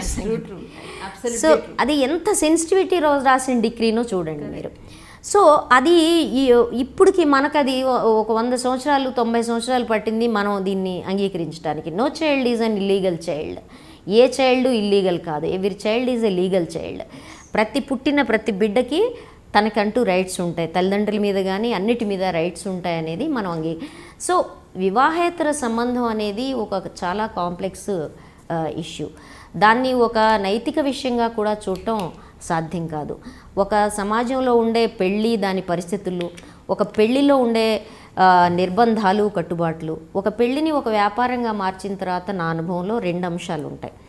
ఎందుకని ఇంత ఫ్లేరప్ అవుతుందనేది గత 10-15 ఏళ్ళ నుంచి, అంటే నేను అనుభవం నుంచే నేర్చుకోగలుగుతాను. మామూలుగా అలా ఆలోచించేసి చెప్పగలిగినంత మేధావిని కాదు, నాకు ప్రాక్టికాలిటీ ఉండాలి. సో నా ప్రాక్టికాలిటీలో నేను సుదీర్ఘంగా చూసి ఆలోచించి నేను నేర్చుకున్న విషయం ఏంటి అంటే, ఒకటి, పెళ్ళిలో ఎంత నిర్బంధం ఉంటాయి అంటే, నీ పెళ్ళి ఒక కట్నం కోసం, కులం కోసం, మతం కోసం, సాంప్రదాయం కోసం, జ్యోతిష్ జాతకం కోసం చేసుకున్నప్పుడు వివాహేతర సంబంధాలు, స్త్రీ పురుషుల మధ్య సంబంధం ఏదైతే ఉందో అది ఏ రకమైనగా అయినా కొన్ని నిర్బంధాలకి, కొన్ని ఒత్తిడులకి వల్ల ఏర్పడితే దాంట్లో స్ట్రే అవడానికి, అంటే బయట వైపు చూపులు సారించడానికి ఎక్కువ అవకాశం ఉంటుంది. ఒకటి.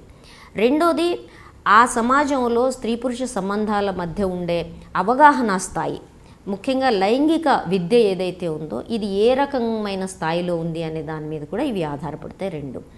మూడోది, ఇద్దరు స్త్రీ పురుషుల మధ్య ఉండే అసమాన సంబంధాలు ఎంతవరకు సమాన సంబంధాలుగా మారితే ఈ వివాహేతర సంబంధాలు పెట్టుకోవడం అంత తగ్గుతుంది.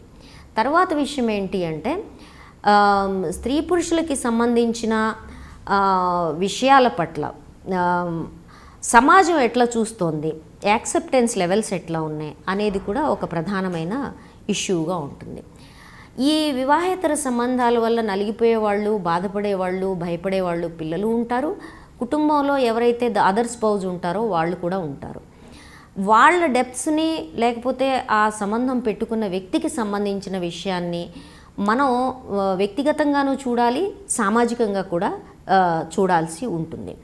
ఈ నేపథ్యంలో బయట ఏ రకమైన సంస్కృతి, ఏ రకమైన స్త్రీ పురుష సంబంధాలకు సంబంధించిన సంస్కృతి, భావజాలం మన మీద విరుచుకుపడుతోంది అనే దాన్ని బట్టి కూడా ఉంటుంది. ఇది నేను ఎందుకు ప్రత్యేకంగా చెప్తున్నాను అంటే, ఇప్పుడు పోర్న్కి ఎడిక్షను, పోర్న్కి ఎక్స్పోజర్ ఎక్కువైపోయిన తర్వాత, ఎడిక్షన్ ఎక్కువైపోయిన తర్వాత, నాకు ఇప్పుడు ఐటీ సెక్టార్ నుంచి వస్తున్న చాలా కేసుల్లో, కొన్ని కేసుల్లో విచిత్రంగా వివాహేతర సంబంధాలు పెట్టుకుంటే పర్వాలేదు, పెట్టుకోవడమే మంచిది నా మొగుడు అనే ధోరణి కొంతమంది అమ్మాయిల్లో నేను చూశాను. ఎందుకని కారణం ఏంటి అంటే, ఆ పోర్న్ ఎడిక్షన్ నుంచి ఇతను ఈమె మీద చేయదలుచుకున్న ప్రయోగాలకి ఆమె సిద్ధంగా లేదు. ఎందుకంటే నేను ఇందాక సెక్స్ సంస్కృతి అన్నాను కదా, దాంట్లోనూ లైంగిక విద్యలోనూ మనం వాళ్ళని స్త్రీ పురుష సంబంధాల్లో ఇలాగే ఉండాలి అనేది ఏం రూల్ లేదమ్మా, వాట్ ఎవర్ యూ లైక్ అనే ఫ్లెక్సిబిలిటీ ఉంటుంది అనే విషయాన్ని మనం నేర్పట్లేదు. కాబట్టి వీళ్ళు చాలా ఇబ్బంది, కష్టంగా కూడా ఫీల్ అవుతారు. దానివల్ల ఓకే, నాకు మిగిలిన అన్ని విషయాల్లో ఓకే, కానీ ఈ పర్టికులర్ ఎడిక్షను లేకపోతే ఈ particular way of doing it I don't like it అనుకున్నప్పుడు వాళ్ళు ఏం చేస్తున్నారంటే, okay if you are like that it's okay అనుకుంటున్నారు. ఇట్స్ ఓకే అనుకున్నప్పుడు అది సమస్య కాదు, but still it is a problem. అంటే వీళ్ళకి ఇన్సెక్యూరిటీస్ పెరుగుతుంటాయి. Whether it is right or wrong, నేను ఇట్లా ప్రవర్తించడం అవునా కాదా, ఇతను ఆమె వైపు కంప్లీట్ వెళ్ళిపోతాడేమో, ఇలాంటి అనేక భయాలు వెంటాడడం వల్ల వస్తారు. అంటే వీళ్ళే ఒప్పుకున్నారు కదా మీ దగ్గరికి ఎందుకు వచ్చారు అంటే ఇందుకు వస్తారు. What to do about it. కొన్ని సందర్భాల్లో అసలు ఆ రకమైన ప్రవర్తన అనేది అసలు అది ఒక పర్వర్షను, అది ఒక వికృతము అని భయపడిపోయిన వాళ్ళు కూడా చాలామంది ఉన్నారు. అట్లాగే నిజంగానే భయపెట్టిచ్చేసే కేసులు చేసి తను దీనికి ఒప్పుకోవట్లేదు కాబట్టి నేను ఇట్లా ఉన్నానని చెప్పే కేసులు నా దగ్గర చాలా ఉన్నాయి. నా భార్యకండి ఇవన్నీ ఒప్పుకోదండి, ఆమె చాలా అదండి, అందుకని నాకు తప్పలేదు, నేనేం చేస్తాను అని అదొక వంక చెప్పుకునే కేసులు కూడా ఉన్నాయి. కాబట్టి ఏ రకమైన ఈ రకమైన లైంగిక సంబంధాల ఏమంటారు, అది ఉప్పెన ఏదైతే ఉందో మీడియా నుంచి మన మీద విరుచుకుపడుతుందో, ఇది కేవలం స్త్రీ పురుషులు పెళ్ళైన తర్వాత వాళ్ళ మీదే పనిచేస్తుంది అనుకోకండి. చిన్నప్పటి నుంచి వాటికి అలవాటు పడుతున్నారు, చూస్తున్నారు. దాని రిఫ్లెక్షను వివాహం కాగానే పడుతుంది, వివాహం కంటిన్యూషన్ అప్పుడు పడుతుంది. ఈవెన్ మిడిల్ క్లాస్ మీద కూడా, మిడిల్ ఏజ్డ్ వాళ్ళ మీద కూడా చాలా ఎక్కువగా ఉంటుంది. కాబట్టి వీటన్నిటినీ కొట్టే తెచ్చేలాగా 3 విషయాల్లో కానీ కేవలం ఒక లీగల్ పర్స్పెక్టివ్ నుంచో, ఒక సోషల్ పర్స్పెక్టివ్ నుంచో కూడా మనం కంక్లూడ్ చేయటం అనేది సాధ్యం కాదు. అట్లనే జనరలైజ్ చేయటం కూడా సాధ్యం కాదు అనేది. ఒకటే విషయం ఏంటంటే, అమల్లో ఉండే నీతి సంబంధాల్లోనూ, సామాజిక సంబంధాల్లోనూ ఇమడలేని వాళ్ళు ఎవరైతే ఉన్నారో, లేము అనుకుంటున్న వాళ్ళు ఎవరైతే ఉన్నారో, లేదు ఇమ్మడలేనంత ఇతర ఆకర్షణలు ఏవైతే వాళ్ళకి ఏర్పడుతున్నాయో వాళ్ళందరికీ మనం చెప్పేది ఒకటే, మీ మిగిలిన సంబంధాల్లో మీరు మిగిలిన వాళ్ళని హింసించకుండా, మిగిలిన వాళ్ళని ఇబ్బంది పెట్టకుండా, మిగిలిన వాళ్ళ మీద ఒత్తిళ్లకు గురి చేయకుండా మీరు వీటిని ఎట్లా నిర్వహించుకోగలుగుతారు? ఒకవేళ మీరు ఆపుకోలేని పరిస్థితుల్లో కనుకుంటే, మేము ఇది ఆపలేము ఈ సంబంధాన్ని అని మీరు అనుకోగలిగితే, ఎదుటి వాళ్ళకి పూర్తి స్థాయిలో మీరు న్యాయం చేయడం ద్వారానో, వాళ్ళని పూర్తిగా ఇబ్బంది పెట్టకుండా ఉండడం ద్వారా మీ ప్రవర్తనని మీరు ఎట్లా సంస్కరించుకోగలరు, ఏర్పాట్లు చేయగలరు అనేది మీరు ఆలోచించాలని చెప్తాం. ఇది జనరల్గా మాట్లాడేటప్పుడు చెప్పే విషయాలే వాళ్ళతోటి. నిజంగా అండి, సచ్ ఏ హ్యూజ్ సబ్జెక్ట్. నిజం చెప్పాలంటే మీరు చాలా చాలా వివరంగా డీటెయిల్డ్గా చెప్పారు.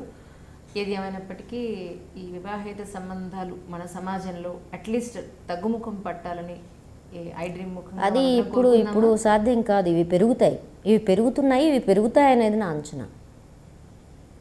చెప్పాను కదా, పెరగకుండా ఉండాలి అంటే పని మీ ఎక్స్పీరియన్స్లో చెప్పాను కదా దీనికి కారణాల్లో ఒకటి, మీ వివాహం అనేది ఇదే ప్రాతిపదిక మీద జరుగుతుంది. స్త్రీ పురుషుల యొక్క ఆకర్షణ, ప్రేమ ప్రాతిపదిక మీద వివాహ సంబంధాలు జరిగినప్పుడు మీకు పరస్పర విశ్వాసం ఒకటే కాదు, విడిపోయేటప్పుడు కూడా ట్రాన్స్పరెన్సీ ఎక్కువ ఉండే అవకాశం ఉంటుంది. అట్లా లేనప్పుడు ఇది ఎక్కువగా ఉంటుంది. దాపరికాలు, హిపోక్రసీ, తిరస్కరించటాలు, ఇది జరగట్లేదు అని నిరాకరించటాలు అనేవి ఎక్కువగా ఉంటాయి. తరువాత డిపెండెన్సీ, కుటుంబంలో ఎవరి మీద ఎవరు డిపెండ్ అయ్యి ఉంటున్నారు అనే దాన్ని బట్టి కూడా ఈ దాపరికం ఎంత పెరిగి అవతల వ్యక్తి సంబంధాన్ని మనం నిరాకరిస్తున్నామో అంత ఎక్కువగా ఇబ్బందులు, కష్టాలు, కోపాలు, టెన్షన్స్, ఇవన్నీ యాంగ్జైటీస్ కుటుంబాల్లో ఉంటూ ఉంటాయి. దాంతోపాటు ఇప్పుడు ఎకనామిక్గా అసలు మనం ఏం చెప్తున్నాము? మన సమాజంలో ఒక బలమైన నీతి ఉందా? నీతి ఉండటానికి ఆస్కారం ఉందా? సమాజంలో నీతి అనేది స్త్రీ పురుష సంబంధాల్లో పవిత్రతకు సంబంధించిన నీతిగానో, విశ్వాసానికి సంబంధించిన నీతిగానో ఉండగలుగుతుందా అంటే నేను అనుకోనది. సమాజంలో ఓవరాల్గా ఉండే నైతికత ఏమిటది? లంచాలు తీసుకోవటం, లేకపోతే పార్టీలు మారడం, లేకపోతే నోటుకొచ్చిందంతా మాట్లాడడం వంటి దగ్గర మొదలు పెడితే, హ్యూజ్ కార్పొరేషన్ అవినీతి దగ్గర మొదలు పెడితే, డబ్బు సంపాదించటమే ఒక నీతిగా మారిపోయిన సమాజంలో మిగిలిన సార్వజనీన విలువలకి, ఒక వ్యక్తి పట్ల కమిట్మెంట్కి, ఒక వ్యక్తి పట్ల ప్రేమ, విశ్వాసంగా ఉండడానికి సంబంధించిన నీతి మనగలుగుతుందా? అంటే మిగిలిన అన్ని రంగాల్లో నేను అవినీతి చేస్తానండి, కానీ స్త్రీ పురుష సంబంధాల విషయంలో నీతిగా ఉంటానండి అనడం సాధ్యమవుతుందా? అనుకోను నేను. ఇది మాత్రమే అవినీతి కాదు. అవినీతి వచ్చినప్పుడు నైతికత అనేది కుటుంబ సంబంధాల్లో భ్రష్టం అవటానికి జనరల్గా ఉండే అనైతికత కూడా కారణం అవుతుంది. కాబట్టే నేను అనుకుంటున్నాను ఈ అనైతికత పెరుగుతోంది కానీ తగ్గట్లేదు. అది పెరుగుతున్నంతకాలం ఇది కూడా పెరుగుతుంది. రెండోది, మానవ సంబంధాల్లో హింస ఒక ఫినామినాగా, ఒక లక్షణంగా వచ్చేసింది. వాళ్ళ మాటల్లో వచ్చింది, చేతల్లో వచ్చింది, అన్ని విషయాల్లో వచ్చింది. వచ్చినప్పుడు లైంగిక సంబంధాల విషయంలో ఆ హింస కానీ, లేకపోతే ఆ పక్కదారి డీవియేషను పట్టే విషయం కానీ లేకుండా ఉంటుందా అంటే ఉండదు. ఈ ట్రెండ్ పెరుగుతుందంటే ప్రపంచంలో పెరుగుతున్నప్పుడు కాదండి ఇవన్నీ తగ్గుతాయని ఆశిద్దాము అనడం అది అవాస్తవికంగా, ఆచరణాత్మకంగా అందిగా ఉంటుంది. ఇప్పుడు అలా ఆశించకండి, ఇలా జరుగుతోందండి, దీన్ని ఎట్లా మేనేజ్ చేయాలి, దట్ ఈజ్ ప్రాక్టికాలిటీ. ఎట్లా మేనేజ్ చేయాలి. దాంతోపాటే మన పిల్లలకి ఒక బలమైన నీతిని ఎట్లా బోధించాలి. వ్యక్తిగత మొత్తం ప్రపంచం మొత్తం ఇట్లా దరిద్రంగా తయారైనప్పుడు నువ్వు నిలబడడం ఎట్లారా ఈ ఓపెన్లో? తడవకుండా ఉంటావా? తడిచినా నిన్ను కాపాడుకోవడం ఎట్లాగా? అది చాలా క్లిష్టమైన విషయం. నిజమండి, it's a great point really. Actually మీరు స్టార్టింగ్ నుంచి ఎండింగ్ వరకు చెప్పిన దాంట్లో ప్రతిదీ ఒక్కొక్క సబ్జెక్ట్ లాగా తీసుకుని డిస్కస్ చేసినా కూడా మనకి చాలా పెద్ద సబ్జెక్ట్ అవుతుంది. అందుకే నేను చాలా ఒక చిన్న పాయింట్ మాత్రమే తీసుకుని ఏమంటారు అందులోనే మనకి బోర్డంతో సబ్జెక్ట్ వచ్చింది. Really such a wonderful information Dev గారు. Thank you so much really. Hi, this is Isha Chavla. This is Manara Chopra. Hi, this is Kartikeya. నేను director తేజాని. Press the bell icon for more updates. For more such videos, please subscribe to iDream. For more videos, please subscribe to iDreams. For more videos, Please subscribe to iDream. And you're watching iDream Media. Please like, share and subscribe to the channel. And don't forget to subscribe to iDream. Please subscribe iDream Media. Do subscribe to iDream. Subscribe to iDream Media. Do subscribe to iDream Media. Don't forget to subscribe. Click on the button below. Don't forget to subscribe to iDream.